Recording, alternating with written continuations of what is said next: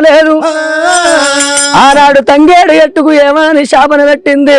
అవ రానున్న లోకం పుట్టనున్నది భూలోక నగరం లోపల నీ పువ్వులు ఏ పూజకు అక్కడికి రావద్దు ఏ పునస్కారానికి అక్కడికి రావద్దు అన్నది ఎల్లవ్వ తల్లిగా శరణన్నోళ్లకు మరణం తప్పుతుంది అదృష్టవంతుల్ని ఎడగొట్టేటోళ్ళు ఎవరు లేరు దురాదృష్టవంతుల్ని ఎవరు బాగు అయ్యరు